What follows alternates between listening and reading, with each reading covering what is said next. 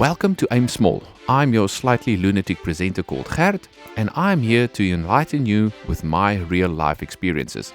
I am not strong-armed by any manufacturer, so what you'll see on this channel is my own personal experience, and yes, some of it will be my own opinion. Remember, I buy everything on this channel myself. For that reason, I'm very poor.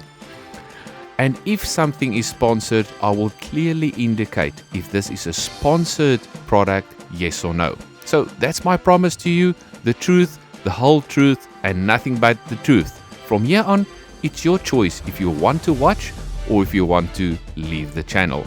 But thanks for watching, and keep your hat on. The fun is about to start. Beat that! 5 shots, same hole. Alright, so this is my 1 month review of the BRK Ghost. And I've got mixed feelings at this stage, but predominantly I'm on the upside on this one. Alright, so let's quickly run through the gun and some of the things that I really love and some of the things that I really hate. So let's start at the bottom, so literally at the bottom. This magnetic dust cap is a definite win. Plus they've made the hole here big enough so you can get basically any fitting in here. I know with one of my previous guns, you had to have very small fingers, or if you press anything in here that's a little bit thick, you battle to get it out. So that is small things, but makes a massive difference. So that's a positive. Let's quickly go over to a negative.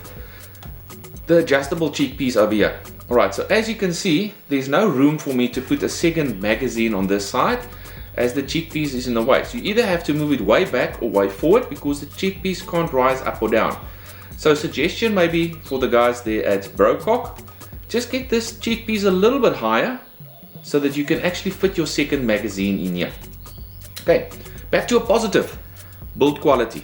This thing is rock solid. The massive one piece over here, awesome. The general feel of the gun is superior. I've shot quite a couple of guns in my life before, and I absolutely adore this just from that perspective. And then I turn the gun around. Now here's a positive and a negative simultaneously. Awesome little trigger lever that you can put, easy to pull, nice grip, but the placement of the safety pin is a problem. So the moment I close the gun, I can't get my finger in here to press the safety pin for the trigger. So this is a bit of a problem. Maybe if you turn around your left hand shooter, it won't bother that much because you can quickly safe and unsafe this gun. But the current lever action here does not allow you to easily get to the pin. So the only thing that I can think about is making the pull handle, this side of it, a little bit shorter so you can actually reach your safety pin. Safety is key in this regard. Alright, positive and negative. Trigger. Okay, fully adjustable match grade trigger, 100%, love that. You can set the first stage, second stage with that, but it's a very hard trigger out of the box. So you need to adjust it. So I've adjusted mine to the absolute maximum. In other words, as soft as possible pull on the trigger. But I've forgotten some safety measures in that regard. My safety switch doesn't work anymore. So if I adjust my trigger too light, my safety switch doesn't engage anymore. So that for me is a big issue. And with gun safety, as you can see, no magazine in. I'm not that big an idiot. Alright, that is an issue for me. So I have to go and play with this trigger until I can get it as fine as possible and still have my safety being able to engage. Very big positive, specifically for shorter people out there. I've got a very long eye to shoulder space, so I can adjust the top rail mount. Okay, so this is easily adjustable. I can move my scope back and forth to suit the pull that I need between my length and the finger in that regard, which is a big up in that regard. Okay, so kudos on that one. Plus, standard Picatinny rail, that is basically the norm these days in the world. It's, I think, only England that actually uses the dovetail in the bottom. So yes, you can remove the Picatinny rail and mount your scope directly on a dovetail, and you can have it elevated. At this stage, you can see that my scope is massively elevated. I only have long scope mounts for my Element Helix scope that I've got on. So currently this center of barrel to center of scope is 9.5 centimeters. So you can just imagine shooting anything at close range is going to be a no-go, because your holdover must be so massive just to reach the target. Okay, enough said. Then this does not work. This is probably the most unfriendly adjustable butt pad I've seen in ages. The reason I say that, it's got an internal little lock bolt here, murky. Alright, if you loosen this too much, that thing falls off and you battle to get it back, and finger space is not great here. I would have loved an easily adjustable butt pad on the gun. Probably aftermarket that will come out, so from an initial point of view, not too bad. Let's look at my biggest bugbear at the moment. This gun is supposed to be able to shoot from 35 foot-pounds all the way up to 65 foot-pounds out of the factory. No. Right. I had to adjust the regulator to 190 bar to shoot at that velocity. 190 bar. So now you've got a full tank of 250 bar going down to 190 bar. It offers you 30 shots. Now 30 shots is still 100% if you go out hunting. But unfortunately, most of the diving bottles that you use to fill up your gun is only 230 bar. So now I need to invest again in a 300 bar bottle to be able to top this baby up to 250 bar. Because of the nice big cylinder, I've got about 8 fills out of a 6-liter tank. Then I can't fill. Then I'm dropping down to 240, 230, 220 again. So from that perspective, it is not ergonomical on air. Absolutely adore the barrel system. The barrel is a solid Lothar Walther barrel. Yes, this is not a slug barrel. That I've realized after shooting about 1,000 or 2,000 slugs through it. I get groupings, but I can't get those groupings to repeat. So you get 4 great shots, 1 flyer. You get 5 great shots, and when you try and repeat that, it doesn't. It just opens up. So from a slug shooting perspective, not the greatest barrel in the world. And it's probably because of the slow twist rate, 1 in 30, and the heavy choke on the front. Right, this time front choke, not the last video where I said that the, what did I say, the valve sat here, so I made a huge error on the previous video. Apologies for that. Somebody took me out and even unsubscribed. Thank you, you twat. Any case, very quiet for such a powerful gun. The one thing that I had a fright of in the beginning is it's got 2 air vents in the baffle here. Now these 2 air vents, when you shoot, the excess air from the air stripper pops out there. So the first time I shot the gun, I actually thought I had a massive leak in the gun, and I was immediately peeved off. But it's actually 2 bleeding holes just to let the excess air come out. And because that is so close to you, the way you hold the gun, you'll probably feel the air rush out of the gun. It's not a leak, ladies and gentlemen, it's just the excess air from the air stripper in the front pulling back. Okay, very nice to have a screw-on adapter in the front, so you can easily attach a moderator or a silencer in the front. Great. And one of the awesome things is this is a stiff barrel. You can go and play around with this thing. You can actually pick the gun up in the barrel, put it back on the bench, and no point of impact shift. So kudos there. These barrels aren't as sensitive as other guns out there in the market. However, if you put on weight on the front like a crony, where's my crony gone to now? Here we go. Putting a weight on like a crony on the front will have a point of impact shift because it's additional weight. It might be 1,000th of a millimeter, but you actually do see the change in point of impact right in the front. Absolutely love the 480cc bottle, but again, these manufacturers got it in for each other.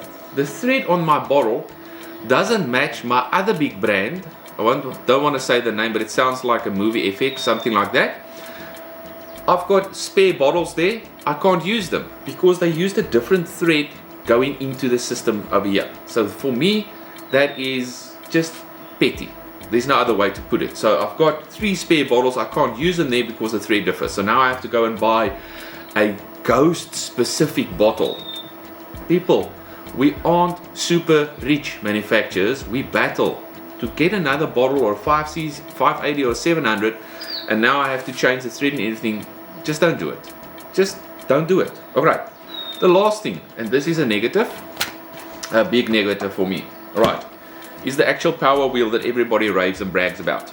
So I bought this gun specifically to be able to do massive adjustments, easy on the fly, fine tuning. But the spring on the hammer is way too tight. So if I've got my gun at 145 bar and I go for up to power setting 12, that's actually the max power. Between 12 and maximum power, there's no difference in speed.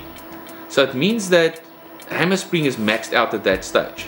And the reason I say the hammer spring is too hard is that if you detune the gun all the way down to 95 bar, and yes, there's a procedure to do that, take the bottle off, degas the chamber, all of that before you turn the regulator back down.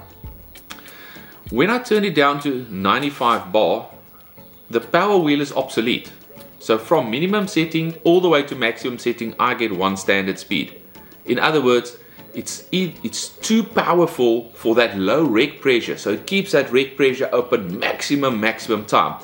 And that leads to wastage of air again. So the moment I tune it down to 95 bar, power wheel is useless. At 145 bar, the power wheel gives me a different setting from 1 to 12. And I honestly did not test it at 190 bar because I'm never ever going to shoot this gun again at 190 bar. Go and have a look at my previous video where I did shoot the gun all the way up to 190 bar to check what the maximum foot-pound energy is and shot count I can get at that regulator pressure. So from that perspective, that's basically my summary on this gun after having it for just over a month. So yes, I said it can't shoot slugs. That's fair. It's a fair comment to make. I've tested it. I've put through different slugs, different weights, different sizes, the brands, you name it. But then you get this massive smile on my face. And please go and have a look at the series 1 video where I shot the redesigns 25.39 grain at 30 meters. Yes, it's a short distance. One hole, and it is repeatable. That's the nice thing about it. So those settings are extremely repeatable. And then I think the biggest plus for me in keeping this gun, and I won't sell it, I totally fell in love with this gun. The barrel that's on here is it's super. I don't want to call it superior because somebody might have trademarked that, but I think this is an awesome barrel. I did polish it to get it a little bit smoother on the inside, and I did see the groupings tighter when I did polish it in that regard.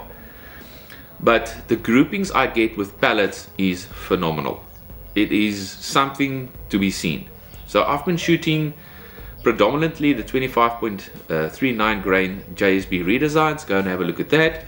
I did shoot the Jumbo Beasts as well, and this was the grouping I got at 930 odd feet per second, which is 65 foot-pound energy. So the manufacturer was 100%. That is the maximum power this gun can do. The settings to get there is a bit awkward, but yes, it can do that. But the biggest surprise for me was the JSB 18 grainers, where I went out and I shot that at an almost windless day at 100 meters. Yep, you're right, heard right, 100 meters.